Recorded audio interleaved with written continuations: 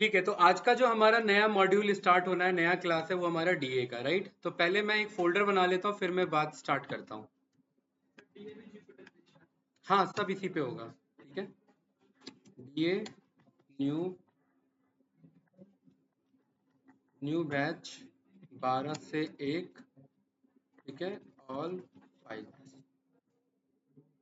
ठीक है,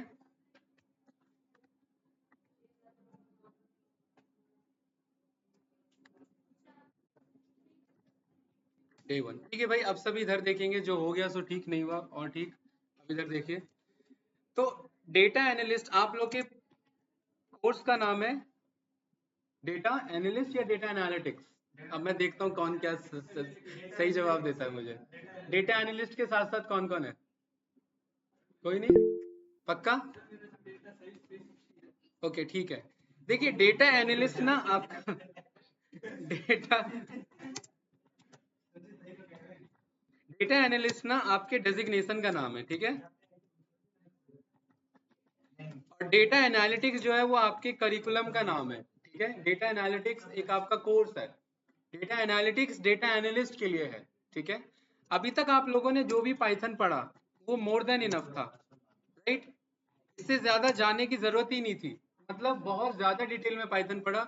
data analyst के लिए इतनी डिटेल में पाइथन पढ़ने की जरूरत नहीं होती है। अगर जेन्युइनली अगर मैं चाहता कि जस्ट डेटा एनालिस्ट के लिए पाइथन आपको पढ़ाऊं, तो आफ्टर फंक्शन, ठीक है, फंक्शन सीखते ही मैं आप लोगों का डीए स्टार्ट कर देता, राइट? क्लास क्लास कोई कॉन्सेप्ट की हमें डेटा एनालिस्ट में कुछ जरूरत नहीं होती हमें, राइट? ना थ्रेडिंग की जरूरत होती है, ना प्रोसेसिंग की जरूरत होती है हमें, ना रेगेक्स की। हाँ, रेगेक्स की हमें थोड़ा बहुत जरूरत पड़ेगी, ठीक है, क्योंकि डेटा क्लीनिंग करना होता है तो वो हल्की फुल्की जरूरत पड़ती है। लेकिन सारा कॉन्सेप्ट हमारा बस फंक्शन तक था। क्योंकि आप ये पाएंगे कि जब हमने मॉड्यूल्स कॉन्सेप्ट में सीखा था कि मॉड्यूल्स हमारे क्या होते हैं, कलेक्शन ऑफ ऑल फंक्शंस होते हैं। और पैकेजेस हमारे क्या होते हैं, कलेक्शन ऑफ ऑल मॉड्यूल्स होते हैं। और ये जो डीए हमारा डोमेन है, ये पाइथन सीखने के बाद का हमारा मॉड्यूल है, ठीक है। मॉड्यूल्स मतलब अब मैंने पाइथन सीख लिया है, अब मुझे डीए के मॉड्यूल सीखने हैं। डीए के मेरे क्या मॉड्यूल्स हैं? मेरा नंपाई मॉड्यूल है, दूसरा क्या है मेरा, पांडास मॉड्यूल है, तीसरा क्या है मेरा, सी1, और चौथा क्या है मेरा, मैटप्लॉटलिब। और ये बात हम पहले से ही जानते हैं कि अगर किसी डेवलपर ने मॉड्यूल बनाया तो उसके अंदर फंक्शन होगा। मतलब हमें क्या कॉल करना है बस इसमें, बस नहीं, डॉट मेथड, डॉट लगा करके मेथड कॉल करने हैं। मतलब डेवलपर ने पहले से सारे मेथड बना रखे हैं, हमें उन मेथड को कॉल करना सीखना था। कभी कभार बेसिक पाइथन की जरूरत पड़ती है, आप देखना आगे जब आप जैसे जैसे जैसे जाओगे, बेसिक पाइथन का बहुत कम यूज पड़ेगा, बहुत कम। ऑपरेटर्स आपको आते हैं, इफ एल्स आपको आता है, लूप चलाना आता है, काफी था डीए स्टार्ट करने के लिए। तो दो तरीके का मार्केट में लाइन चलता है कि एक तो बेसिक पाइथन सीख लो, डीए पे फोकस करो। दूसरा ये था कि कोडिंग लैंग्वेज को अच्छे से सीखो। हमने पाइथन अच्छे से इसीलिए सीखा कि कल को हमारा डोमेन अगर हमें चेंज करने का मन करे, भाई हमारा मन है हमें वेब डेवलपमेंट में जाना है या किसी और फील्ड में जाना है, तो उस वक्त इश्यू ना आए हमारे लिए, क्योंकि ये कोडिंग लैंग्वेज हमने डिटेल में पढ़ी हुई है। दूसरे कोडिंग लैंग्वेज को विद इन 1 मंथ कवर किया जा सकता है, आप कोई भी कोडिंग लैंग्वेज उठा लेना। 1 महीने का मैं चैलेंज दे रहा हूँ, 1 महीने में कोई भी कोडिंग लैंग्वेज आप कवर अप कर सकते हैं, बस पढ़ना पड़ेगा डिटेल में, ठीक है। सिंटेक्स में इश्यू नहीं आएंगे, उसके कॉन्सेप्ट को सीखना है और आपको सारी चीजें ऑलमोस्ट पहले से क्लियर होंगी। पाइथन आपने सीख लिया, आपको आर लैंग्वेज सीखने में बस 7 डेज लगेंगे। 7 डेज इज इक्वल टू, अगर मैं बोलूं तो 10 to 12 आवर्स बस। और आर लैंग्वेज मैंने आपको पहले भी बता रखा है कि ये आर एक एनालिसिस, स्टेटिस्टिकल एनालिसिस लैंग्वेज है, डेटा साइंटिस्ट पहले यूज करते थे, राइट? तो अब आप कोई भी लैंग्वेज पे डिटेल में शिफ्ट हो सकते हो, बिकॉज आपने एक पाइथन लैंग्वेज को पढ़ा हुआ है। लेकिन पाइथन लैंग्वेज यहाँ पर आपको इसमें हेल्प नहीं करेगा उतना ज्यादा जितना हम सोच के चल रहे थे। मॉड्यूल्स में, नमपाई में, पांडास में, सीबॉन में और मैट्रोलिब में, क्यों? क्योंकि ये डिजाइन किए गए डेवलपर्स के बेसिस पे अलग अलग मॉड्यूल्स, और इनको सीखने के लिए मुझे डॉट लगा करके मेथड को ही कॉल करना पड़ेगा, यानी मुझे सारे मेथड समझने पड़ेंगे। कोई डाउट तो नहीं? ठीक है। डेटा एनालिस्ट में हमारा पर्पस क्या होगा? डेटा को एनालिसिस करना। डेटा कहाँ कहाँ से हमारे पास आ सकता है? डेटा तो हर जगह से आ सकता है, लेकिन सबसे ज्यादा जो हमारा मेजर सोर्स होगा वो कहाँ से होगा? हमारा डेटाबेसेस से। और दूसरा क्या होगा? हमारा फाइल्स फॉर्मेट होगा। क्लाइंट हमें जो है वो मेल के थ्रू फाइल भेज देता है, या माइक्रोसॉफ्ट टीम्स के थ्रू हमें फाइल ट्रांसफर कर देता है। हमारा काम है हम उस पर एनालिसिस करें, राइट। दो तरीके से एनालिसिस किया जा सकता है, या तो पाइथन को यूज करके किया जा सकता है, या सीधा इन सबको इग्नोर करके सीधा पावर बीआई को उठा के एनालिसिस किया जा सकता है। पावर बीआई बनाई इसीलिए कि आप कोडिंग टच को अवॉइड करो, नो कोड, यहाँ पर कोई कोड का यूज नहीं होना है। लेकिन कभी कभार क्या है कि क्लाइंट की रिक्वायरमेंट अगर हम पावर बीआई के साथ साथ ऑटोमेट करना चाह रहे हैं कि भाई जो डेटा क्लीनिंग का प्रोसेस है वो ऑटोमेट हो जाए, कि अब जैसे वेब स्क्रैपिंग का डेटा है, पावर बीआई उतना आपका ऑटोमेट नहीं हो रखा है उस लेवल पे जो हम कोडिंग के थ्रू कर सकते हैं, तो वहां पर हमें पाइथन की बेसिक प्रोग्रामिंग की जरूरत पड़ेगी। क्लाइंट ने बोल दिया उस कॉम्पिटिटर का वेब स्क्रैप करना है, वहां पावर बीआई कुछ नहीं कर पाएगा, वहां पर हमें बेसिक पाइथन आना चाहिए, बेसिक नहीं फिर एक अच्छा पाइथन हमें आना चाहिए। डेवलपर ने हमें बोला कि एपीआई के थ्रू हमें डेटा उठाना है। एपीआई मतलब क्या? एनएससी का वेबसाइट है, एनएससी के वेबसाइट पे सारा डेटा आता है, डेली डेटा आता है। जैसे मैं शो कर देता हूँ, मैं बताना क्या, मार्केट अभी ओपन होगा, राइट, ठीक है, जैसे कि ठीक है, ये देख रहे हैं आपका, ये आपको पता है कि ये हर कुछ टाइम फ्रेम में चेंज हो रहा होगा आपका, राइट। इन्होंने एक कंस्ट्रेंट लगा रखा है कि डेटा तुरंत चेंज ना हो, क्यों? क्योंकि बंदे यहीं से स्क्रैपिंग स्टार्ट कर लेंगे, फिर तो कोई इनका एपीआई बाय नहीं करेगा। अगर ये फ्री में ही सारा डेटा देने लगे तो इनसे बाय कौन करेगा? क्योंकि एक बार वेबसाइट पे डेटा आ गया उसे स्क्रैप किया जा सकता है, एक बार अगर आ गया। लेकिन अगर देर से आया तो देर से स्क्रैप होगा ना भाई। 5 मिनट बाद इंफॉर्मेशन आ रही है तो आप पे 5 मिनट बाद का इंफॉर्मेशन है, जो होना था वो हो चुका है, आप पे बाद का इंफॉर्मेशन आ रहा है, राइट। तो इसीलिए ये ना थोड़ा देर से इंफॉर्मेशन यहाँ वेबसाइट पे पब्लिश करते हैं। कंट्रोल शिफ्ट आई, मैं नेटवर्क पे गया, नेटवर्क पे मैंने कंट्रोल आर प्रेस किया, और देखना यहाँ पर ये जितने भी आपको दिख रहे हैं ना गाइस, ये वाले, ये जितने भी आपको करली ब्रेसेस में दिख रहे हैं, ये सारे जेसॉन डेटा हैं और ये सारे एपीआईज होते हैं, ठीक है। इसको मैं थोड़ा सा हटाता हूँ, और इसमें मैं किसी एक एपीआई पे क्लिक करता हूँ, यहाँ पर जहां मुझे एपीआई प्रॉपर लिखा हुआ मिले, गेट की वैल्यू 200 मिले, क्या मिले? गेट 200। ये मेरा एपीआई है जो इस वेबसाइट पे ला करके क्या दे रहा है? डेटा ला करके दे रहा है। तो कल को इस एपीआई के थ्रू मैं ये डायरेक्ट डेटा एक्सेस कर सकता हूँ, लाइक दिस, देखिए यही तो डेटा आ रहा था, कहाँ आ रहा था? उस वेबसाइट पे आ रहा था। ये डेटा मेरे को वो एपीआई पता लग गया, उसको कॉपी किया, यहाँ पेस्ट किया, ये सारा डेटा आ गया। और आप लोग अच्छे से जानते हैं कि ये कैसा डेटा है, हमने पाइथन में डिटेल में पढ़ा हुआ है। ये कौन सा फॉर्मेट का डेटा है? डिक्शनरी है। और अगर डिक्शनरी फॉर्मेट का डेटा है तो डिक्शनरी तो कोई भी डेटा होल्ड कर सकता है, राइट। और डिक्शनरी डेटा अगर मेरे पास आ रहा है तो क्या मैं एनालिसिस नहीं कर सकता क्या उसका? क्या उस डिक्शनरी डेटा को मैं टेबल में कन्वर्ट नहीं कर सकता? हमने तो सीखा हुआ है। तो इसीलिए एपीआई के थ्रू काम करना हमारे, उसके लिए बेसिक पाइथन हमें आना चाहिए। दैट इज द रीजन कि डेवलपर से ये रिक्वायरमेंट होती है कि उसे पाइथन ठीक ठाक लेवल पे आए, राइट। अब हमारा फोकस होगा कि भाई पावर बीआई हम यूज कर सकते हैं, और यहाँ पर पाइथन का अप्रोच यानी पाइथोनिक अप्रोच यूज कर सकते हैं। पाइथन में नंपाई हमारा यूज होगा, मैं यहाँ डिटेल में बताता हूँ, क्या भाई कोई कुछ पूछ रहा है क्या? ठीक है, यहाँ पर हमारा पाइथन यूज होगा, पाइथन में नंपाई, ठीक है, NUMPY। नंपाई को बोलते हैं श्रेय न्यूमेरिकल पाइथन। क्या बोलेंगे? कुछ नाम देख के कुछ समझ में आ रहा है क्या मतलब होगा इसका? न्यूमेरिकल पाइथन का मतलब है कि ये न्यूमेरिकल एनालिसिस में हमें हेल्प करेगा, फास्ट एनालिसिस देगा। जैसे मैं एक हल्का सा हिंट देता हूँ, a इज इक्वल्स टू मेरे पास ये लिस्ट है, b इज इक्वल्स टू मेरे पास ये लिस्ट है, ठीक है। मैं चाहता हूँ ये 1 इससे मल्टीप्लाई हो जाए, ये इससे मल्टीप्लाई हो जाए, ये इससे मल्टीप्लाई हो जाए, और ये इससे मल्टीप्लाई हो जाए। क्या लॉजिक लगाएंगे लूप का, बताइए कैंडिडेट्स, फास्ट। इतना मैं एक्सपेक्ट करता हूँ कि पाइथन में इतना पढ़ा होगा आप लोगों ने। हाँ बताओ भाई, मैं चाहता हूँ एक ऐसा लिस्ट मिले जिसमें दोनों एलिमेंट आपस में मल्टीप्लाई हो रखे हैं, तो सोचिए क्या करेंगे हम।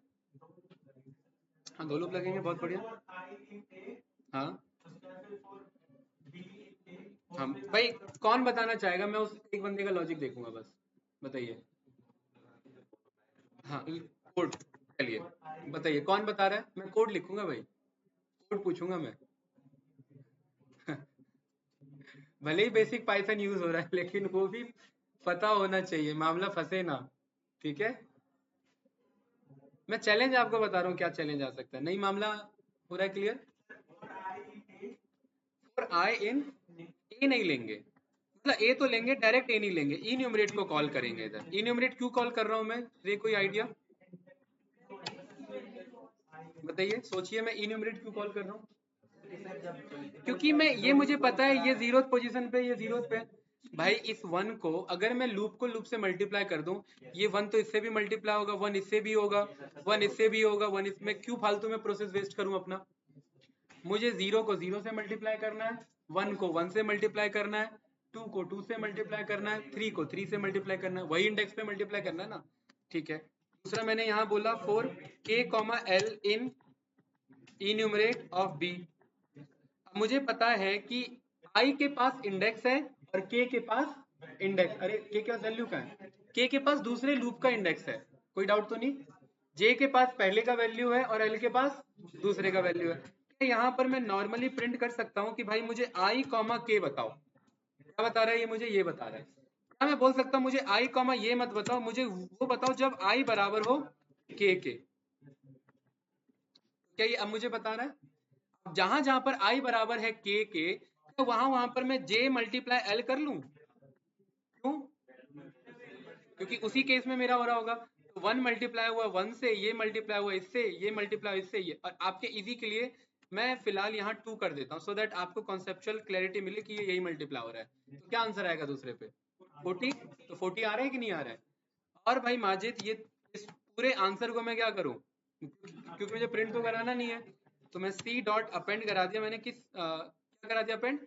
जे मल्टीप्लाई एल को। और यहाँ पर मैंने प्रिंट कर लिया किसे? सी को। तो आंसर आया, आंसर आया हमारे पास, लेकिन लॉजिक बनाना पड़ा, कहानी लिखनी पड़ी, तब जाकर के आंसर आया। यही काम आप न्यूमेरिकल पाइथन से 1 गो में कर सकते हैं, और इसीलिए हमें नमपाई की जरूरत पड़ती है। वो न्यूमेरिकली बहुत फास्ट एनालिसिस करता है। आपने बोला लिस्ट ए को लिस्ट बी से मल्टीप्लाई करो, वो तुरंत करके दे देगा, तुरंत आंसर बता देगा। है क्या? नहीं, उसमें कुछ नहीं देना, सीधा मल्टीप्लाई होगा, मैं शो करूंगा अभी। हाँ, नमपाई यूज किया था हमने। देखिए, नमपाई का काम होता है एरेज बनाना। क्या बनाना? एरे बनाना। एरे बनाने के लिए मुझे उस मॉड्यूल को कॉल करना पड़ेगा। देखिए, अभी मैं ज्यादा डिटेलिंग में नहीं जा रहा हूँ, क्योंकि टॉपिक पढ़ेंगे हम डिटेल में, राइट। अभी जस्ट मैं एक हिंट दे रहा हूँ। इंपोर्ट नमपाई को मैंने क्या कर लिया, एज एनपी। ये लिस्ट का लिस्ट से मल्टीप्लीकेशन नहीं हो सकता, लेकिन एरे का एरे से मल्टीप्लीकेशन हो सकता है। एरे रिप्रेजेंट करता है एक वेक्टर को, और वेक्टर मैंने बताया एक मेरा एंटिटी है, जो एक एंटिटी को दूसरे एंटिटी से मल्टीप्लाई मेरा कर सकता है। तो यानी np डॉट, इसे मैं क्या बना लूंगा, एरे बना लूंगा। टैब बटन नहीं काम कर रहा है, कोई बात नहीं, इसे मैंने एरे बना लिया। दूसरे को भी मैंने क्या बना लिया, एरे बना लिया। ये दोनों बन गए। देखिए भाई अमित, नहीं संदीप, आपने पूछा था ना a मल्टीप्लाई b, देखिए आपके सामने आंसर है कि नहीं है, राइट। हमने इसे क्या बनाया था, 20, सेम आंसर है। अच्छा, ऊपर वाले को 2 बनाया था। अब ठीक है, 140 2520 एंड 30552, मामला आ गया सामने में। क्या क्या ज्यादा इजी था, ये ज्यादा इजी था या ये ज्यादा इजी था? तो क्योंकि हमें न्यूमेरिकली फास्ट कैलकुलेशन की जरूरत कभी पड़ सकती है डेटा एनालिसिस में, भाई मशीन लर्निंग में तो पड़ती ही पड़ती है, ठीक है। वहां तो इसी पे काम चलता है सारा। अगर हमें डेटा एनालिसिस में अगर फास्ट कैलकुलेशन की जरूरत है, तो मुझे एरे चाहिए, और एरे चाहिए तो मुझे नमपाई आना चाहिए। तो इसीलिए अगर मैं आपको वेटेज बताऊं डीए के लिए, डीए में नमपाई का वेटेज पड़ता है आपका 12%। कितना पड़ता है? 12%। अब आप सोचोगे इतना कम कैसे हो गया, कारण बताऊंगा। क्योंकि नमपाई के बेस पे, नमपाई का काम है एक सीरीज को एनालिसिस करना। क्या करना? सीरीज मतलब एक डेटा, या तो आइदर रो होगा या तो आइदर कॉलम होगा। और डेटा एनालिसिस में डेटा ना तो सिंगल रो पे आएगा ना सिंगल कॉलम पे आना किस पे? टेबल फॉर्मेट में आना है। और टेबल पे काम करने के लिए कौन सा मॉड्यूल बना हुआ है? पांडास। ये आप कह सकते हैं कि एक्सेल इन पाइथन। मतलब अगर मुझे एक्सेल के कॉन्सेप्ट मतलब वो सारे कॉन्सेप्ट नहीं, एक्सेल के एनालिसिस के कॉन्सेप्ट अगर मुझे पाइथन में चाहिए, तो मैं पांडास पे काम कर सकता हूँ। पांडास मेरा पैनल डेटा फ्रेम को रिप्रेजेंट करता है। किसको? पैनल डेटा फ्रेम को, राइट। डेटा फ्रेम का मतलब है कि एक मेरा ये टेबुलर स्ट्रक्चर होगा। डेटा फ्रेम मतलब क्या हुआ भाई? टेबुलर स्ट्रक्चर, ठीक है। और टेबुलर स्ट्रक्चर मतलब भाई अमित, टेबुलर स्ट्रक्चर मतलब means table. Table, table means मेरा रोज होगा और कॉलम्स होगा। कोई डाउट तो नहीं इस वाले स्टेटमेंट में? तो पांडास के थ्रू मैं सारे काम कर सकता हूँ। सारे काम में क्या कर सकता हूँ भाई? कॉलम बनाना, कॉलम हटाना, डेटा क्लीन करना, डेटा अनक्लीन करना, ठीक है, नया कॉलम ऐड करना, पुराना कॉलम ड्रॉप करना, ये मैं लिख के चलता हूँ, ठीक है। कॉलम के साथ में मैनिपुलेशन कर सकता हूँ, डेटा के साथ में पूरा क्या कर सकता हूँ? मैनिपुलेशन कर सकता हूँ, और क्या कर सकता हूँ? मैनिपुलेशन, और बताइए। कॉलम के साथ में कर सकता हूँ, ठीक है। और एक डेटा को मैं दूसरे डेटा के साथ क्या कर सकता हूँ? टेबल 1 है, टेबल 2 है, दोनों को जोड़ दो तो क्या बन जाएगा? टेबल 3 बन जाएगा, राइट। अच्छा, टेबल 1 है, टेबल 2 है, दोनों में से काम का डेटा निकालो जो दोनों टेबल में कॉमन हो। तो आप एक्सेल में वी लुकअप पढ़ते थे, एच लुकअप पढ़ते थे, लेकिन यहाँ लुकअप पढ़ने की कोई जरूरत नहीं है, ये डायरेक्ट वो सारे एनालिसिस आपको करके दे देगा। प्लस क्या कोई डेटा शो करने का कोई लिमिट है क्या? नो। ठीक है, डेटा मैनिपुलेशन का कोई लिमिट है? No limit. मतलब आप जितने डेटा पे काम करना चाहते हैं उतने पे कर सकते हैं। एक चीज का फर्क पड़ेगा, किसका? आपके सिस्टम के कॉन्फ़िगरेशन का, इस पे जरूर फर्क पड़ेगा, क्योंकि बैकएंड में ये क्या चल रहा है? कोड चल रहा है। और ये कोड किस में डिजाइन हो रखा है? पांडास हो चाहे नम्पी हो, ये सब किस लैंग्वेज में डिजाइन हो रखे हैं भाई? सी लैंग्वेज में डिजाइन हो रखे हैं। और सी लैंग्वेज बहुत फास्ट लैंग्वेज पे काम करता है। इनफैक्ट पाइथन खुद किस पे डिजाइन हो रखा है? सी लैंग्वेज पे डिजाइन हो रखा है। मतलब इंटरनली ये क्या यूज कर रहा है? GUAD।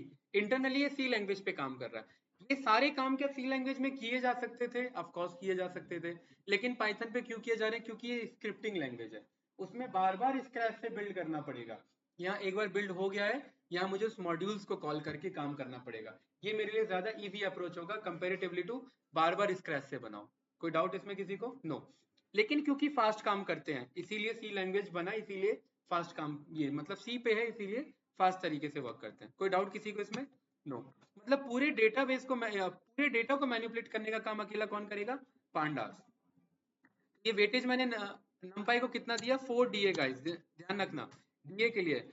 यही नंपाई आपका जब ML में जाता है, मशीन लर्निंग में जाता है, तो इसका वेटेज पड़ जाता है आपका 40%, ठीक है। यही जब AI पे जाता है, नंपाई AI के लिए, इसका वेटेज पड़ जाता है आपका 50%।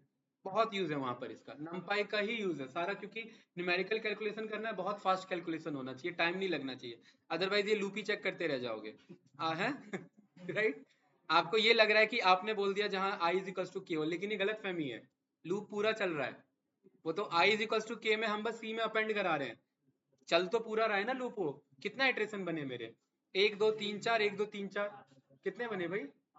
8 इटरेशन बने या 16 इटरेशन बने, या कितने बने?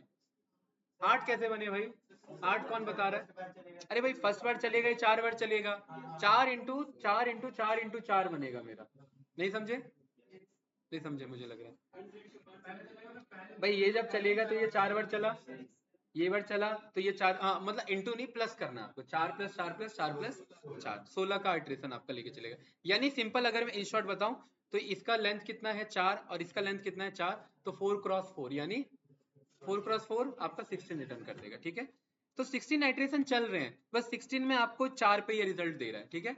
तो लूप तो बैकएंड में चल ही रहा है, तो ये वेस्टेज ऑफ रिसोर्स हुआ हमारा। लेकिन नंपाई ये काम ऐसा नहीं करेगा, ठीक है। अब पांडास का क्या वेटेज है हमारा भाई? डेटा एनालिस्ट के लिए अकेले पांडास का वेटेज है 60% का। मतलब इससे क्या समझे आप? अगर पांडास नहीं आता तो मतलब नहीं आता, कुछ आता ही नहीं है फिर इसमें आपको। मतलब सारा फोकस किस पे रहना चाहिए आपका? पांडास पे। मोस्ट प्रोबेबली आपके इंटरव्यू के अगर 100 क्वेश्चन है, 60% क्वेश्चन किससे पूछे जाएंगे? आपके पांडा से ही पूछे जाएंगे, आपके ज्यादातर क्वेश्चन पांडा से होंगे। अगर पावर बीआई डेवलपर अप्लाई किया तो क्वेश्चन शिफ्ट हो जाएंगे, फिर बहुत सारे शिफ्ट हो जाएंगे, पाइथन अलग हो जाएगा, पावर बीआई अलग हो जाएगा, सीक्वल अलग हो जाएगा, मेजर आपका चेंज हो जाएगा, ठीक है। और बताइए, मैटप्लॉटलिब, इसका 10% का वेटेज है, ठीक है। सी बॉन का बताते जाइए, इसका 10% का वेटेज है। और कितना हो गया? 80, 90 और, हाँ भाई स्टेट्स एंड एक्सेल का, ठीक है। या आपका वही 8 से 10 ले लो, ठीक है। अब उतना प्रिसाइज मत चलो कि 12 लिखना है तो इधर 8 ही लिखना है, ठीक है। ये आना चाहिए। अब होता क्या है कि कंपनी कोई आ गई जिन पे डेटा बस एक्सेल पे ही रहता है, किस पे रहता है? एक्सेल पे ही रहता है डेटा, तो आपका एनालिसिस शिफ्ट हो जाएगा फिर पूरा। अब आपको एक्सेल 50% से ज्यादा आना चाहिए, आपको 60% to 80% आपको एक्सेल ही आना चाहिए, क्योंकि कंपनी का काम किस पे चल रहा है, रिपोर्ट किस पे बनाओगे, एक्सेल पे। तो टैग तो डीए का रहेगा, लेकिन काम आपसे वो एमआईएस एग्जीक्यूटिव का करवाएंगे, तो इसलिए अवॉइड करना, ठीक है। जिस कंपनी में खाली एक्सेल पे काम हो रहा हो उसमें आप ये सब यूज नहीं कर पाओगे, तो ये सीख के तो जाओगे लेकिन ये यूजलेस हो जाएगा। अगर जॉब की जरूरी है तो देख लेना एक वक्त को लेकिन अवॉइड करना उस चीज का, ठीक है, जहां खाली एक्सेल पे काम हो रहा है, क्योंकि फिर आप कितना भी दिमाग लगा लो आप उसे और ऑटोमेट नहीं, आपको करने ही नहीं देंगे ना भाई। आपको रिपोर्ट बनानी है एक्सेल पे बनानी है, आप कहोगे मैं पाइथन सीख के आया हूँ, करने ही नहीं देंगे क्योंकि आप सीख के आओ बाकी ने नहीं सीखा है, राइट। वो इशू आता है ये, क्योंकि ये मेरे खुद के जो कैंडिडेट गए हैं एक्सेल पे, ये उनका चैलेंज है, खुद फेस किया उन्होंने, 6 महीना कर लिया लेकिन कोई स्कोप ऑफ इम्प्रूवमेंट नहीं है, काम एक्सेल पे ही रहेगा फिर, राइट। आप बोल सकते हो कि मुझे ये आता है वो आता है, लेकिन वो डे टू डे लाइफ में नहीं आएगा, यूज नहीं होगा, ठीक है। ओके, चलिए अब इसके बाद आ जाता है आपका पावर बीआई का खेल। अगर आप डीए अप्लाई करते हैं, डेटा एनालिस्ट के लिए अप्लाई करते हैं, तो पावर बीआई, क्योंकि आपका एनालिसिस शिफ्ट हो जाता है पाइथन पे, डीएस के थ्रू, पांडास के थ्रू, तो पावर बीआई का वेटेज आपका 20% पे रहता है। लेकिन अगर आप पावर बीआई डेवलपर अप्लाई करते हैं तो आपका पावर बीआई का वेटेज पड़ जाता है 60%, पावर बीआई का अकेला, ठीक है। सीक्वल का वेटेज आपका पड़ जाता है ऑलमोस्ट 40%। अब आपको 100 तो हो गया, राइट, कोई बात नहीं, वो आगे पीछे होता रहता है। इसके अलावा आपको एक्सेल आना चाहिए इसमें, ठीक है, और इसके अलावा प्लस आपको स्टोरी टेलिंग आनी चाहिए, जो इसका किसी परसेंटेज का पार्ट नहीं है। हाँ, कहानी बनाना, किसका कहानी बनाना, वो जो डैशबोर्ड रखा है उसका कहानी बनाना, जाकर के खड़े हो जाओगे मुंह बना के तो क्या बात हो रही है, प्रेजेंटेशन देना, और प्रेजेंटेशन में क्या स्किल काम आता है, स्टोरी टेलिंग काम आता है, कि आपने क्या एनालिसिस किया भाई, उसी को बड़ा चढ़ा के बताना है नहीं नहीं, ऐसा ही होता है, हाँ ऐसा ही होता है भाई आपका। अगर मैं इसे में मतलब आपको अगर टेक्निकली ये काम आता है और ये काम नहीं आता आपको, बिल्कुल आप रिजेक्टेड हो, ध्यान रखना, ये नहीं सिलेक्ट आप हो पाओगे इसमें। स्टोरी टेलिंग बहुत इंपॉर्टेंट टूल है, आपको बहुत इंपॉर्टेंट वर्क है, ये आना ही आना है, मोस्ट इंपॉर्टेंट है। इसके बगैर आप कुछ भी बना लो तो आप प्रेजेंट नहीं कर पाओगे, क्योंकि दूसरा प्रेजेंट करने वाला नहीं आने वाला, राइट। सीक्वल क्यों इंपॉर्टेंट है? क्योंकि अब आप पावर बीआई डेवलपर हो, वो आपसे एक्सपेक्ट कर रहा है पाइथन आता नहीं होगा इसे, डेटा क्लीनिंग का काम कौन करेगा, सीक्वल करेगा, ठीक है, राइट। यहाँ मामला फंसता है। अब आप उसे ये नहीं बोल सकते कि भाई मुझे पाइथन आता है तो मैं पावर बीआई में पाइथन यूज करूंगा, कर सकते हो, लेकिन मोस्ट ऑफ द केसेस में बाकी लोग वहां यूज नहीं कर रहे होंगे, फिर आप अकेला यूज करोगे, अवॉइड करेंगे, राइट। इसीलिए मेजर शिफ्ट आपका हो जाएगा इधर। तो आपको अगर बीआई डेवलपर पे अप्लाई कर रहे हो तो फोकस कर लेना कि ये दो तो बहुत स्ट्रांग होना चाहिए, ये 10-20% आ रहा है चलेगा। आपसे थोड़ा बहुत पूछेंगे, आप अगर प्लस पॉइंट है आपके लिए तो आप बता दो। ये आपको रिजेक्ट नहीं करवाएगा, लेकिन ये तो रिजेक्ट करा देगा पावर बीआई डेवलपर, और ये रिजेक्ट करा देगा आपको डीए के इंटरव्यू में, राइट, ठीक है। और यहाँ पर भी सीक्वल का उतना ही वेटेज है गाइस, ध्यान रखना। अब आपको कि सर ने क्या ही क्राइटेरिया बना दिया, कुछ मैच ही नहीं हो रहा है 200, भाई आप लोग से जब कोई पूछता है कि कितना परसेंट एफर्ट डालोगे तो आप 100% बोलते हो क्या, कितना बोलते हो, कितना बोलते हो, 200% बोलते हो ना, मेरा 200% एफर्ट रहेगा, तो भाई जब 200% एफर्ट रहेगा तो ये भी तो 200 तक जाएगा आउटपुट भी तो 200 होना चाहिए कि नहीं। तो इसीलिए ये वेटेज कुछ इस तरीके का ही है, आप 100 में इसे कंपाइल मत करो, ये सारे इंपॉर्टेंट है, सारे 100 से ऊपर जाएंगे, राइट। सब आना आपको आना चाहिए। हाँ, क्या इग्नोर कर सकते हो, ये इंटरव्यू में गलती से एक क्वेश्चन पूछ लेगा या बोल देगा कि मुझे चार्ट बना करके दिखा दो, क्योंकि उसे पता है आप पावर बीआई पे भी काम कर सकते हो, और सारा रिपोर्टिंग का काम यहाँ ना करके किस पे हो जाएगा, यहाँ हो जाएगा।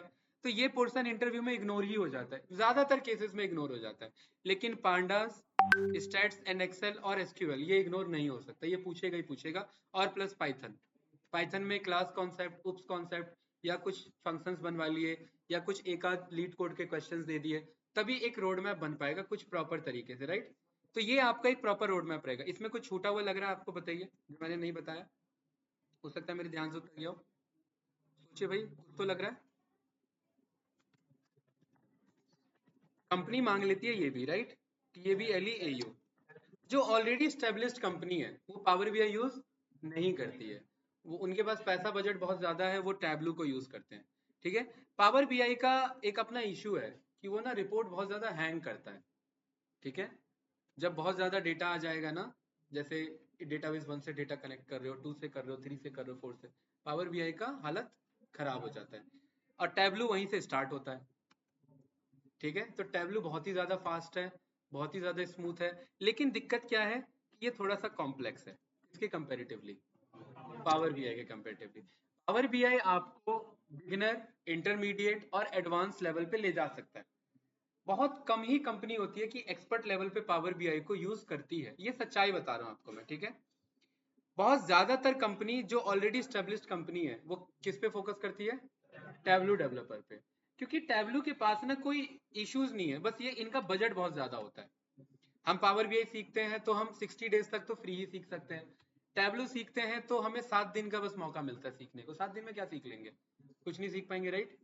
फिर मुझे सीखना है तो प्रीमियम वर्जन बाय करना पड़ेगा या दूसरा कुछ जुगाड़ करो। कंपनी भी बहुत हाई डिमांड पे करती है इसके लिए, टैबलो के लिए, और हर तरीके से ये कनेक्ट कर सकता है। लेकिन पावर बीआई क्यों फिर भी प्रेफर किया जाता है? क्योंकि इसका इजी यूआई के कारण। इसका यूआई बहुत ज्यादा इजी है, क्लाइंट को भी समझ में आता है। क्लाइंट अगर उसी वर्क को अपनी कंपनी में इम्प्लीमेंट करना चाहे, उसके लिए इजी इम्प्लीमेंटेशन रहेगा। प्लस इसीलिए यूज किया जा सकता है क्योंकि ये माइक्रोसॉफ्ट का प्रोडक्ट है ना, है कि नहीं है भाई? क्योंकि माइक्रोसॉफ्ट का प्रोडक्ट है तो ये माइक्रोसॉफ्ट के हर टूल के साथ इजीली क्या हो जाएगा?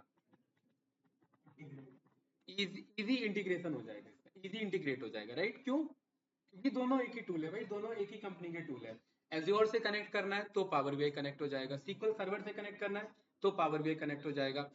ज्यादातर क्लाउड पे काम पावर बीआई पे होता है, तो एज्योर सर्विस आपको डायरेक्ट, और इन सब का प्रीमियम सर्विस होता है कि भाई एज्योर यूज कर लो तो पावर बीआई फ्री ही रहेगा आपका, कुछ इस तरीके से इनका प्लान रहता है। तो कंपनी इसीलिए यूज कर लेती है। ठीक है। डैशबोर्ड डेवलपमेंट बहुत ज्यादा फास्ट होता है, बहुत ज्यादा इजी होता है। टैबलू में थोड़ा सा ये सारी चीजें हैं लेकिन कॉम्प्लेक्स है। दूसरी चीज, यहाँ पर डेक्स का शॉर्टेज है। किसमें? टैबलू में। और यहाँ पर डेक्स भर भर के मौजूद है। डेक्स मतलब और डेटा को फर्दर आपको अगर एनालाइज करना है तो डेटा एनालिसिस एक्सप्रेशन। यहाँ पर मुझे गिने चुने फॉर्मुलेस पे मुझे एनालिसिस करना पड़ेगा। ठीक है। और यहाँ पर मैं खुद का अपना डेक्स राइट कर सकता हूँ। प्लस पाइथन के साथ में इंटीग्रेट कर सकता हूँ। पाइथन इंटीग्रेट क्या कर सकता हूँ? पाइथन इंप्लीमेंट है किसमें? पावर बीआई में ऑलरेडी अवेलेबल है, पाइथन अवेलेबल है इसके अंदर, आर लैंग्वेज अवेलेबल है, इसके अंदर ही अवेलेबल है। अगर आप भाई पावर बीआई छोड़ के क्यों जा रहे हो पाइथन के पास? पाइथन मेरे पास भी है, यूज कर लो मुझे, अगर समझ आ रहा है तो, राइट। तो इसीलिए ये फिर इजी बन जाता है, मार्केट में अभी इंप्लीमेंट हो रहा है और मार्केट में लीडिंग क्वाड्रेंट में यही है। भले ही टैबलू कॉम्प्लेक्स है, ज्यादातर जो बिग जाइंट कंपनी यूज करती हैं, लेकिन बल्क में अगर देखा जाए तो आपका पावर बीआई यूज किया जाता है। आई थिंक ये क्लियर होगा रोड मैप। हाँ हाँ, दिन लगेंगे जितने लगने थे उतने ही। हाँ हाँ, बस ये है कि आपको ये पता लगेगा कि भाई ये विजुअल का क्या यूज है। 4-5 दिन कम कर लो, ज्यादा कुछ फर्क नहीं पड़ेगा।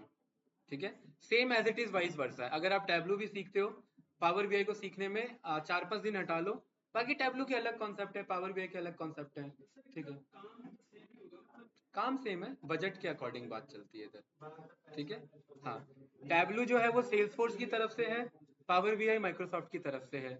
अब कोई सीआरएम यूज कर रहा है किसका? सेल्स फोर्स का। भाई ये कंपनी है, इनका बैकएंड किस में डिजाइन हो रखा है? सीआरएम मतलब कस्टमर से कैसे कनेक्ट करते हैं, सेल्स फोर्स के थ्रू। सेल्स फोर्स इनका बैकएंड का पूरा सॉफ्टवेयर है।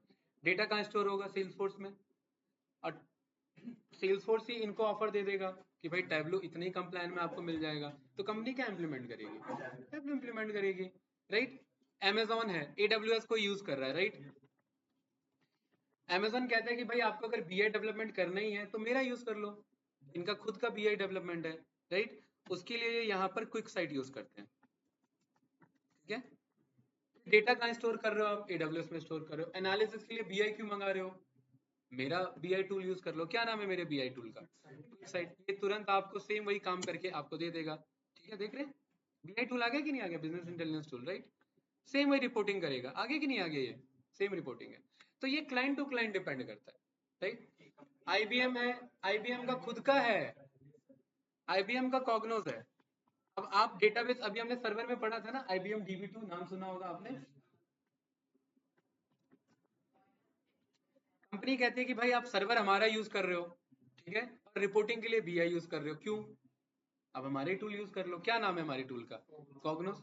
तो आपको कभी जॉब रिक्वायरमेंट में कॉग्नोस भी लिखा हुआ मिलेगा, तो कंफ्यूज नहीं होना है, अप्लाई कर देना है। उनको बताना है कि हमें बीआई आता है, बस आपका टूल ही तो देखना है हमें क्या है, राइट?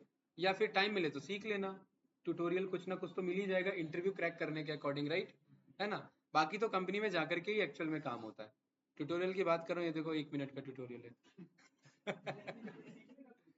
अरे कुछ तो बताया होगा इसमें भाई, ठीक है? थोड़ा थोड़ा कलेक्ट करोगे ना तो कुछ ना कुछ तो सीख ही लोगे कहीं ना कहीं से, राइट? तो कहने का मतलब है कि ये पूरे बीआई डेवलपमेंट के फील्ड में या डीए के फील्ड में आपको सारी चीजें पता होनी चाहिए।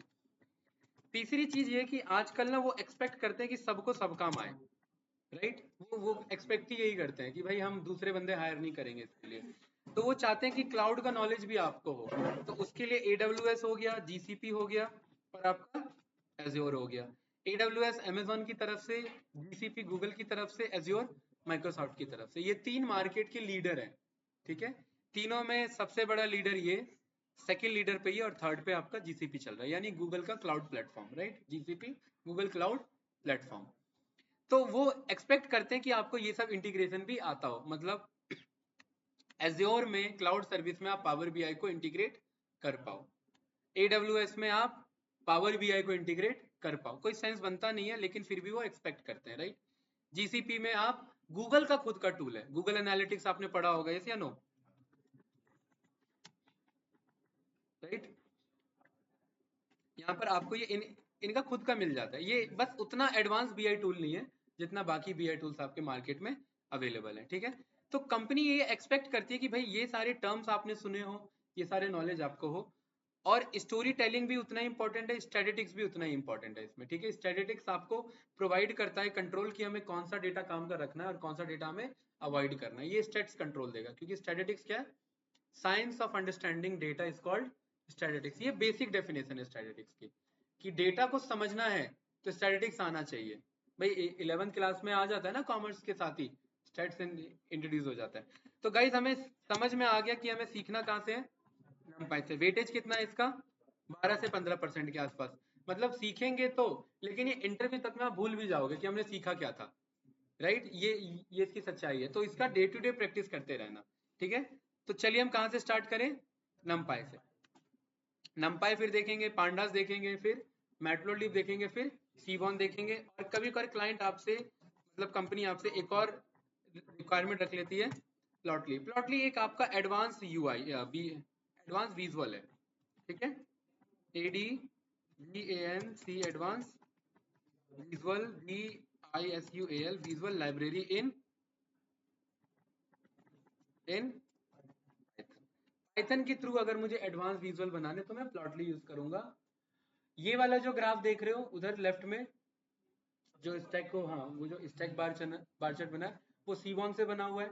नीचे वाला जो देख रहे हो वो भी सीबॉन से बना हुआ है। बीच में जो डोनट चार्ट देख रहे हो वो प्लॉटली से बना हुआ है। राइट में जो देख रहे हो वो सीबॉन से बना हुआ है, ठीक है? वो सबसे ऊपर वाला जो है वो आपका HR एनालिटिक्स, वो टैबलो से बना हुआ है, वो टैबलो का बना हुआ है, ठीक है? Same as it is Power BI का भी बन सकता है, या मैं अगली बार चिपका दूंगा, उधर खाली है ना जगह, ठीक है? तो उसके बेसिस पे, राइट? तो नंपाई स्टार्ट करें भाई। ओके, नंपाई क्या है भाई? इसे कभी कभी नंपी भी बोलते हैं और नंपाई भी बोलते हैं, जो आपका मन कर रहा है बोल देना। न्यूमेरिकल पाइथन क्यों इंपॉर्टेंट है? न्यूमेरिकल फास्ट एनालिसिस करने के लिए। मैंने एग्जांपल ऑलरेडी दे दिया, एक लिस्ट का दूसरे लिस्ट से मल्टीप्लाई नहीं हो सकता। सेम वही इशू भाई, अब मैं आपसे कह रहा हूँ, क्या बोलते हैं, अमित, क्वेश्चन है कि A को B से ऐड करना है, और हमें पता है लिस्ट जब ऐड होता है तो वो एक्सपैंड हो जाता है, ठीक है? लेकिन मुझे ये नहीं चाहिए 1 से ऐड हो, जो 2 20 से ऐड हो, 45 56 से, और ये इससे ऐड हो, है? नहीं, अगर नंपी नहीं पढ़ा है तो क्या होगा? वही वही जुगाड़ करना पड़ेगा। इंस्टेड ऑफ मल्टीप्लीकेशन हम प्लस यूज कर लेंगे, जे का जो भी है हमारा एल से मल्टीप्लाई वो प्लस कर ले, राइट? कहानी वही रहेगी। लेकिन इसी को अगर मुझे एरे में कन्वर्ट करना है, तो एरे मेरा क्या है, ध्यान से देखिए। एरे होता है मेरा n dimensional data, DIMENSIONAL, n dimensional data. n dimension का मतलब है मेरा इनफाइनाइट डायमेंशन हो सकता है। इनफाइनाइट डायमेंशन का मतलब कोई डायमेंशन नहीं है। मैथमेटिकली डायमेंशन की कोई कमी नहीं होती है। कैसे? जैसे अगर मैं बोलूं मुझे 1D ऑब्जेक्ट बताओ, तो कोई बता सकता मुझे 1D ऑब्जेक्ट क्या है? One dimensional object? अरे भाई इतना तो पढ़ा होगा अंदाजा सर, वन डायमेंशनल ऑब्जेक्ट। हाँ पढ़ा तो होगा। 1D ऑब्जेक्ट डॉट, बहुत बढ़िया। एक मेरा जो डॉट होता है वो क्या होता है मेरा? One dimensional. ये लीजिए, ये मैंने डॉट लगा दिया, क्या है मेरा? One dimensional. वन डायमेंशन का मतलब इसका कोई एक ही डायमेंशन है, या तो उसे लेंथ मान के चल लो या उसे ब्रेथ मान के चलो, हाइट नहीं, क्योंकि हाइट है ही नहीं इसमें, राइट? ये मेरा वन डायमेंशनल है, ठीक है। अच्छा ये पेपर मेरा कैसा है? ये पेपर, पेपर 3D कैसे हो गया भाई? सर ये अपने आप में एक प्लेन में फोल्ड हो सकता है, paper as a object 3D है, उस पे जो लिखा है वो 2D है। हाँ वो तो बात सही है, पेपर पे तो कुछ भी लिखो 2D ही रहेगा, मतलब 3D भी बनाएंगे तो भी 2D ही रहेगा। वो 3D बस बताने के लिए 3D रहेगा। आपने सही बोला, पेपर ऑब्जेक्ट एक 3D है, लेकिन इसे ना 2D कंसीडर करते हैं। क्यों? क्योंकि इसका ना हाइट बहुत थिन है, और बहुत ही, जब थिन हाइट होती है, बहुत नेग्लिजिबल हाइट है, तो क्या है ये? 2D ऑब्जेक्ट है। अब नैनो क्या बोलते हैं, नैनो फिजिक्स पे चले जाओगे या क्वांटम, खैर वो तो उससे भी ज्यादा नीचे हो जाएगा। अगर आप नैनो लेवल पे चले जाओगे तो कोई भी चीज आपका 1D है ही नहीं भाई। ये डॉट आपको लग रहा है ना, इसको जरा जूम करके देखो, देखो आपको क्या क्या दिखेगा, राइट? 1D तो एक्चुअली में एग्जिस्ट नहीं कर रहा है। हमारे देखने के लिए हमारा क्या है, वो वन डायमेंशनल हम मान के चल रहे हैं, ये हमें 2D हम मान के चल रहे हैं, लेकिन हमें पता है जब इसे हम इलेक्ट्रॉन माइक्रोस्कोप में, जब इसे हायर मैग्नीफाइंग माइक्रोस्कोप में देखेंगे तो बहुत बड़ी थिकनेस हमें दिखेगी, जैसे हमारे बाल की थिकनेस दिखती है, राइट? है कि नहीं है? 3D ऑब्जेक्ट क्या है?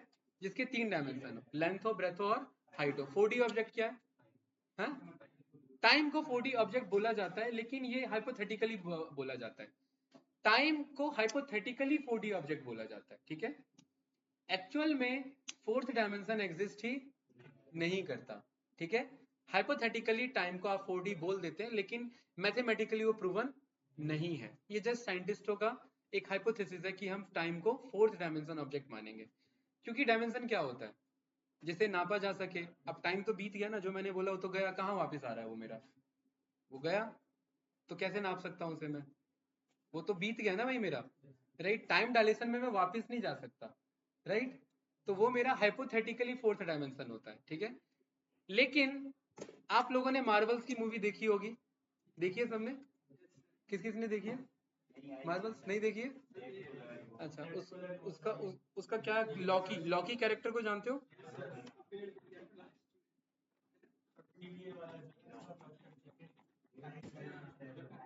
ये टेसरेक्ट को जानते हो? ठीक है, देखा है इसे, टेसरेक्ट देखा होगा आपने, राइट? ये एक्चुअली फोर्थ डायमेंशन ऑब्जेक्ट है, हाइपोथेटिकली, ठीक है। हाइपोथेटिकली ये फोर्थ डायमेंशन ऑब्जेक्ट है। क्यों? क्योंकि ये टाइम ट्रेवल करने में हेल्प करता है, इसीलिए जो इनके बाप थे, क्या नाम था उनका? ऑर्डेन। उनके पास अथॉरिटी था कि वो टाइम ट्रेवल कहीं पर भी कर सकते थे, क्योंकि इनके पास टेसरेक्ट का पावर है, यानी फोर्थ डायमेंशन ऑब्जेक्ट का इनके पास पावर है। ऐसा माना जाता है कि ह्यूमन बीइंग उतने कैपेबल नहीं है सारे डायमेंशंस को देखने के लिए, लेकिन माइथोलॉजिकली भी सारे डायमेंशन एग्जिस्ट करते हैं। अगर आप माइथोलॉजिकली जाओगे तो बहुत सारे डायमेंशन एग्जिस्ट करते हैं, और अगर आप ये फिजिक्स के अकॉर्डिंग जाओगे, मैथमेटिक्स के अकॉर्डिंग, तो इनफाइनाइट डायमेंशन एग्जिस्ट करते हैं। इनफाइनाइट मतलब कोई लिमिट ही नहीं है, डायमेंशनलेस। आप लोगों ने डॉक्टर स्ट्रेंज मल्टीवर्स देखा होगा, है ना? STRANG, right? ये किस चीज को रिप्रेजेंट कर रहा था, मल्टीवर्स? मल्टीवर्स मतलब मल्टी डायमेंशनल ऑब्जेक्ट को ही रिप्रेजेंट कर रहा था, कि ऐसा माना जा रहा है कि आप दूसरे यूनिवर्स में, आप ही का कोई दूसरा वर्जन अवेलेबल है जो दूसरे तरीके से बिहेव कर रहा है, राइट? मल्टीवर्स का कॉन्सेप्ट है, राइट? यस या नो? और वही जब मल्टीवर्स का कॉन्सेप्ट मिल जाता है तो वो देजावू वाली फीलिंग दे देता है। ये कॉन्सेप्ट आप सबने सुने होंगे सब, ये सारे हाइपोथेटिकली कॉन्सेप्ट है, राइट? देजावू सुना होगा, क्या होता है उसमें? होता रहता है। ऐसा क्या हो गया भाई, मुझे तो आज तक नहीं हुआ है, मुझे तो आज तक नहीं लगा। तो हो चुका है, हमने क्लास कितनी बार ले लिया है? अच्छा उसके पीछे लॉजिक क्या होता है सर, कोई आइडिया है? साइंस फिक्शन में कोई इंटरेस्ट नहीं है आपका? टाइम नहीं मिल पाता एक्चुअली, ये तो सब हमने बहुत पहले देखी थी, राइट? अभी देखी है? अभी छुट्टी लेकर के यही देख रहे थे। आप तो हैरी पॉटर की सीरीज कंप्लीट कर रहे थे ना ये छुट्टी में, है? एक दिन में खत्म कर दी सीरीज ही पूरी। समझ आया भाई? बहुत ज्यादा हो गया। ये माना जाता है जब दो मल्टीवर्स ऑब्जेक्ट मिल जाते हैं तो आपका जो दूसरा वर्जन है और आपके प्रेजेंट वर्जन में कुछ फीलिंग ट्रांसफर हो जाते हैं। आपको लगता है यार ये तो हो चुका है, मतलब वो किसी मल्टीवर्स में ऐसा हुआ है। ये सब हाइपोथेटिकल्स है, ठीक है, ऐसा माना जाता है। लेकिन माइथोलॉजिकली भी ये सारी चीजें एग्जिस्ट करती हैं और जिस हिसाब से एडवांसमेंट चल रहा है, कोई डाउट नहीं है ऐसा कुछ आगे देखने को मिल जाए। ऐसा कुछ भी कहा नहीं जा सकता, राइट? अभी चाइना के पास एक्चुअल सन से ज्यादा एनर्जी प्रोड्यूस करने वाला आर्टिफिशियल सन आ चुका है उनके पास, राइट? लेकिन बहुत स्मॉल स्केल लेवल पे उनके पास, राइट, है ना? तो एरे को क्या बोला जाता है?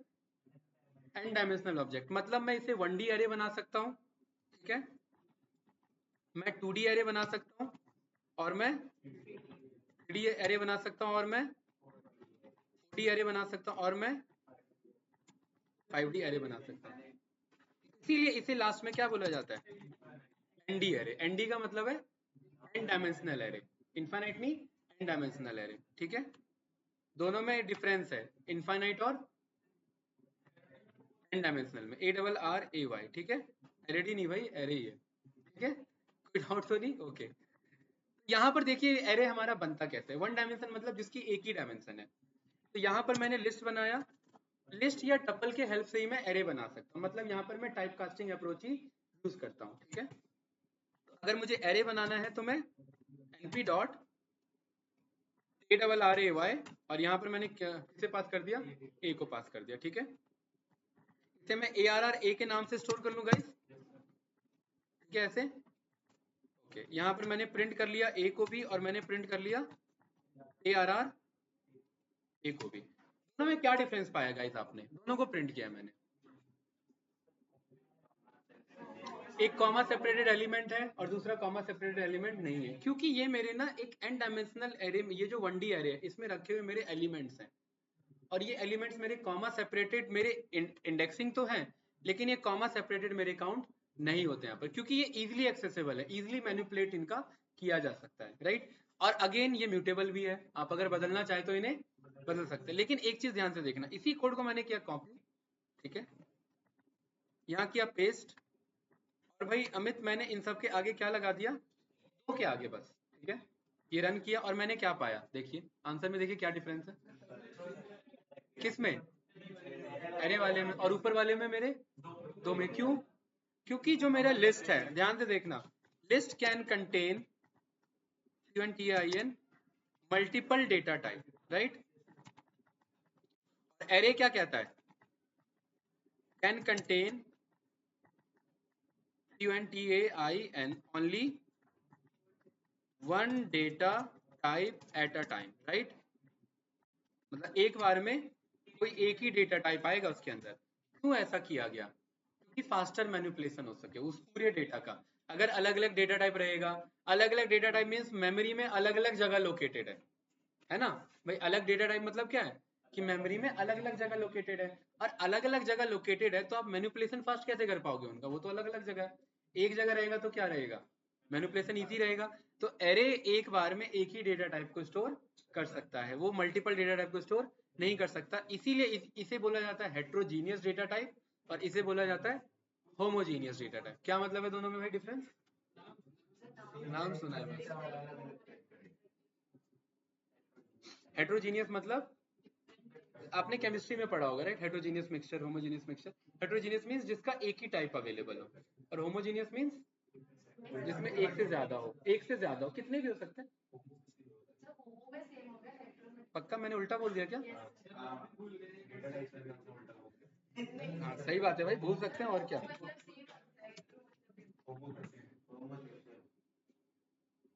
हाँ भाई, इज अ सिमिलर और काइंड ऑफ। हाँ ठीक है, जो मैंने जो बोला उसको उल्टा कर लो। ठीक है, उसे रिवर्स कर लेना, ठीक है भाई? तो ये लिस्ट मेरा क्या कहलाता है? हेट्रोजीनियस। हाँ वही मैं आपको बता रहा हूँ। अब क्या है, लॉजिकली सोचिए, ये मेरा स्ट्रिंग इंटीजर में तो नहीं बदल सकता, लेकिन इंटीजर स्ट्रिंग में तो बदल सकता है। तो जो पॉसिबल टाइप कन्वर्जन होगा ये उठा लेगा अपने आप। ठीक है, कैसे? अगर यहाँ पर पर्टिकुलरली मैंने, देखिए स्ट्रिंग ना सबसे ज्यादा high level of data type है। आप कुछ भी पास करो और स्ट्रिंग पास कर दिया तो सारे किस में कन्वर्ट होंगे? फिर सारे स्ट्रिंग में कन्वर्ट होंगे। इसका दूसरा एग्जांपल लेते हैं। ठीक है, जो स्टेटमेंट मैंने दिया उसे भाई ध्यान से समझ लेना। लिस्ट क्या है मेरा? हेट्रोजीनियस। और एरे क्या है मेरा? होमोजीनियस। ठीक है, होमोजीनियस डेटा टाइप है, राइट। इसी एग्जांपल को मैंने बदल दिया। मैं कह रहा हूं भाई यहाँ पर 23.6 ले लो और इसे ऐसे रहने दो। अब देखिए दोनों टाइप कन्वर्जन पॉसिबल है, राइट? क्या दोनों पॉसिबल है क्या भाई? क्या ये इंटीजर बन सकता है? क्योंकि इंटीजर बनना मतलब 0.6 हटाना है ना, मतलब डेटा लॉस करना हुआ। लेकिन क्या ये फ्लोट बन सकता है? भाई 5 को 5.0 बोल दो, 6 को 6.0 बोल दो। जैसे ही रन किया तो क्या आंसर आ रहा है? 5 पॉइंट। पॉइंट मतलब वही जीरो पिक कर रहा है। 6 पॉइंट यानी फ्लोट डेटा टाइप। और ये टाइप कैसे पता लगेगा? इसके लिए ARR1 डॉट इसके बगल में मेरे को एक एट्रीब्यूट मिल जाएगा, उसका क्या नाम है? D type. डी टाइप मतलब मुझे बता दो इसका डेटा का टाइप क्या है। और डेटा का क्या टाइप है भाई? फ्लोट 64। अब 64 का क्या मतलब? बहुत बढ़िया, 64 बिट। जैसे आपने देखा कि माइक्रो प्रोसेसर के आपके बिट्स होते हैं, जैसे 32 होता है, 64 होता है, 128 होता है और 16 बिट्स होता है आपका, राइट? इसका मतलब है कि भाई जैसे ये मेरा चाय है, मुझे चाय इतनी पीनी है, तो क्या मैं 500 लीटर वाली टंकी मंगा लूं? क्या पीनी तो इतनी है मुझे, बताइए क्या गलत है इसमें? मंगाना गलत है? तो ये सेम वही बात है कि अगर छोटा मोटा डेटा स्टोर करना है तो आप 120 बिट को क्यों मंगा रहे हो? वो ज्यादा स्टोरेज, मतलब मेमोरी में जगह ज्यादा घेर ली बंदे ने। भाई एक पतला दुबला सा बंदा है, उसने एक पूरी एसी बोगी बुक कर ली है। ये वो वाली बात हो गई। तो मेमोरी कंजप्शन ज्यादा हो गया ना, क्योंकि वहां पे दूसरा बंदा जा नहीं सकता। क्यों नहीं जा सकता? क्योंकि उसने मना कर रखा है कि ये 128 बिट मेरे लिए है। तो एरे का फायदा पता है क्या है? एरे का फायदा ये कि आप यहाँ के टीटी हो। टीटी कहने का मतलब आप उसे हटा के दूसरे जगह भेज सकते हो। भाई बुक कर लिया तो कर लिया, लेकिन आप चलेगी किसकी? मेरी चलेगी। उठ के जाओ दूसरे में। कहने का मतलब फ्लोट 64 को श्रेय मैं चाहूं तो 16 बिट में उसे पैक कर सकता हूं। तो मेमोरी मैनेज, हाँ अभी दिखाऊंगा करके, बोलो। हाँ बिल्कुल हो पाएगा। 64 बिट वाले को मैं किस में पैक कर सकता हूँ? 16 बिट में। अगर डेटा वैसा अवेलेबल है तो पता लगा एक पूरी बोगी जा रही है शादी के लिए, आप कह रहे हो इसे मैं एक कंपार्टमेंट में पैक कर दूंगा पूरा, वो पॉसिबल नहीं है, राइट? पॉसिबल भी तो होना चाहिए ना भाई। कैसे होगा देखिए ध्यान से। मुझे पता है एरे का डी टाइप क्या है अभी? फ्लोट 64 है, ठीक है, ओके। एरे डॉट, और मुझे क्या करना है? As type. एज टाइप मतलब मैं इसका टाइप बना सकता हूँ। कैसे बना सकता हूँ? स्ट्रिंग में लिखेंगे फ्लोट 16। क्या लिखा मैंने? फ्लोट 16। ये रन किया मैंने, इसका डेटा टाइप क्या बन गया? अच्छा इसे मैं स्टोर कर लूं ARR-B में गाइस, डाउट तो नहीं? ARR-A डॉट डी टाइप क्या आ रहा है? वही जो पहले था। ARR-B डॉट डी टाइप क्या आ रहा है? फ्लोट 16। दोनों क्या डेटा वही है? ARR-A क्या है? यही है 23.6, 5.0 एंड 6.0। और ARR-B क्या है मेरा? यही है 23.6, 5.0 एंड 6। बाय डिफॉल्ट सिस्टम ने सोचा कि भाई कल को इसमें बड़े वैल्यूज भी आ सकते हैं, तो मैं क्या असाइन कर दूं इसे? 64 बिट असाइन कर दूं। लेकिन हम कह रहे हैं हमें पता है इसमें छोटे मोटे इंटीजर्स या फ्लोट वैल्यू आ सकते हैं, तो आप इसे किस में टाइपकास्ट कर लो? फ्लोट 16 में। तो इससे मैंने क्या समझा कि मैं एरे का यूज करके मेमोरी मैनेजमेंट कर सकता हूं, जो काम मैं लिस्ट में नहीं कर सकता था। क्या ये कंट्रोल था हमारे पास लिस्ट में? पहली बात तो वो डेटा टाइप में ये नहीं बताता था कि कितने बिट में डेटा टाइप स्टोर हो रहा है। यस या नो? पक्का भाई? कोई डाउट इसमें? कुछ पूछना किसी को? नो, क्लियर है ना? तो मतलब हमने ये देखा कि हम एरे हमारा फास्टर मैनिपुलेशन करता है, प्लस मेमोरी कंजप्शन बहुत कम लेता है, और अगर और कम करना चाहें तो उसे और कम किया जा सकता है एज पर रिक्वायरमेंट। कोई डाउट तो नहीं? ठीक है, चलिए फास्ट हम यहाँ पर 2D एरे देख लेते हैं। ARR अंडरस्कोर मैंने क्या बोला? 2D। भाई अगर मुझे इसको 2D बनाना है डॉट को, तो मैं क्या कर दूंगा? एक डायमेंशन के अलॉन्ग उसे स्ट्रेच कर दूंगा। अगर इसे मुझे 3D बनाना है, ऐसे 3-4 पेपर एक के ऊपर एक लगा दूंगा तो 3D ऑब्जेक्ट बन जाएगा, राइट? तो सेम एज इट इज, अगर ये मेरा 1D है, क्या है ये मेरा 1D? 1D ऐसे थोड़ा ना बनेगा। np डॉट ARR-AY और ARR इसका नाम 2D अभी जस्ट ऐसे ही रखा है मैंने। इसका मुझे क्या चेक करना है भाई Amit? N dimension. N dimension मतलब इसका डिम कितना है, डिम मतलब डायमेंशन कितना है। तो ये क्या बता रहा है? 1D बता रहा है, लेकिन हमें 1D थोड़ी ना बनाना है, हमें तो 2D बनाना है। तो 2D बनाने के लिए हमने जो नेस्टेड कॉन्सेप्ट पढ़ा था बस वही करना होता है इधर। ये लिस्ट किसके अंदर चले गया? किसी दूसरी लिस्ट के अंदर में, तो एक डायमेंशन क्या हो गई इसकी? बढ़ गई। और अब ये क्या बन जाएगा मेरा? 2 डायमेंशनल ऑब्जेक्ट बन जाएगा। इजी था, ठीक है। इसी लिस्ट को अगर मैं एक और बढ़ा दूं तो मेरा क्या बन जाएगा? 3 डायमेंशनल ऑब्जेक्ट बन जाएगा। यस या नो गाइस? बताइए, कोई डाउट इसमें? 3 डायमेंशन बन गया। और इसीलिए मेरा कितना डायमेंशन पॉसिबल है? n dimensional. मतलब जितना मैं डायमेंशन बढ़ाना चाहूं पॉसिबल है। इसीलिए अब आप यहां पर अगर 4th डायमेंशन ऑब्जेक्ट को देखेंगे तो आपको 3D का ही बड़ा हुआ वर्जन मिलेगा। देखिए कुछ इस तरीके से, देख रहे हैं? मैथमेटिकली ये डिजाइन करने की कोशिश की गई कि 3D को और एक्सपेंड कर दो एक डायमेंशन के अलावा, जो हर तरह से ये क्यूब दिखे, मतलब इसके हर अंदर इसके क्या हो? क्यूब हो, क्यूब के अंदर क्यूब हो। और दैट इज द रीजन यही कन्वर्ट होकर के ये टेसरेक्ट बन जाता है। ये मतलब एक बार इसमें अगर लाइट सोर्स गया तो इसके अंदर पैक हो जाएगा। मतलब ये 4D ऑब्जेक्ट है जो उसे स्केप करने का ऑप्शन उसे नहीं देगा, वो इसके अंदर ही पैक हो जाएगा, ट्रेवल करता रह जाएगा, क्योंकि ये टाइम को कंट्रोल कर ले रहा है। इसलिए ये 4th डायमेंशन टाइम को भी रिफरेंस दे देते हैं और प्लस इस ऑब्जेक्ट को भी रिफरेंस दे देते हैं, और प्लस मैथमेटिकली देखना है ज्योमेट्री के अकॉर्डिंग तो ये है, ठीक है। 7D मूवी तो देखी होगी आप लोगों ने, 7D गाना आता है।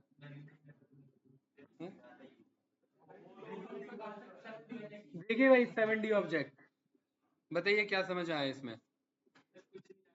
मतलब इंसान 2D यूज कर रहा है 7D को समझाने के लिए, देखिए कितनी बड़ी बात है। हम 2D का यूज कर रहे हैं 7D को समझने के लिए, ठीक है। ये हमारा 7D ऑब्जेक्ट है, राइट। ऑब्जेक्ट का डायमेंशन, फिर उसका डायमेंशन बढ़ाना, फिर उसका डायमेंशन, फिर उसका डायमेंशन बढ़ाना, ये 7D ऑब्जेक्ट को रिटर्न कर रहा है, ठीक है। इसीलिए मैथमेटिकली पॉसिबल है, लेकिन प्रैक्टिकली आप इसे इमेजिन ही नहीं कर सकते, ये इमेजिन ही नहीं हो सकता। इसीलिए मामला यहाँ पर फंस जाता है, ठीक है। ये हमारा कंस्ट्रेंट आ गया यहाँ पर। कोई डाउट तो नहीं भाई? ठीक है, कल इसी के आगे कंटिन्यू करेंगे। कुछ पूछना है तो बताइए किसी को। नो, थोड़ा सा आज थ्योरी था, इसलिए टॉपिक हमारा कम उठ पाया। कल टॉपिक पे ही हमें फोकस करना है, ठीक है। बताओ भाई, कोई डाउट किसी का? ऑनलाइन स्टूडेंट्स भाई टिके हो? पूछा ही नहीं आज मैंने, समझ आ रहा है कि नहीं आ रहा है? गौरव और आजरा, यस सर। समझ आया भाई? यस सर आया। 7D मूवी देखिए, 7D मूवी। नहीं 5D मूवी आता है भाई, क्या बात कर रहे हो? 7D मूवी आता है, देखो 12D आ गया है। ये देखो 4D देखिए, 4D तो होता नहीं है, क्या देखा उसमें आपने? मतलब वैसे 4D नहीं होता मूवी में, क्या देखा आपने? कैसे 4D में क्या फील किया आपने? हाँ यही मैं सुनना चाह रहा था। एक्चुअली वो आपके ऑब्जेक्ट को तो नहीं छेड़ सकते, तो उन्होंने एक डायमेंशन क्या है, आप जो बैठे हो उस डायमेंशन को चेंज कर दिया। तो 7D में, 4D में सीट हिल रही है, 7D में बिल्डिंग हिल रही होगी। और क्या होगा भाई? कहने मतलब आपका ऑब्जेक्ट वो शेक कर सकते हैं कि आप उस डायमेंशन को फील कर सको। हाँ बिल्कुल। और वो जो ऑडियो बता रहा था वो सही बता रहा था। 3D ऑडियो का मतलब है कि आपको फील करा रहा है, सराउंडिंग को फील करा रहा है कि बंदा इधर से उधर ट्रेवल कर रहा है, उधर से उधर ट्रेवल कर रहा है ना। वो 3D ऑब्जेक्ट को फील करा रहा है, राइट। ऑडियो में वो फील करा रहा है। कभी ऑडियो सुनना, वो 3D वाली फीलिंग आती है पूरी, है ना। हाँ बिल्कुल। तो कुछ ऐसा ही होता है, मतलब मैथमेटिकली पॉसिबल है, फिजिकली पॉसिबल नहीं है। वो ज्यादा ज्यादा चेयर हिला देगा आपका 4D में। हाँ, आपको स्नो वाली मूवी देख रहे हो, ऊपर से स्नो गिरा देंगे, एक डायमेंशन बढ़ा दिया उन्होंने। मेले में 7D मूवी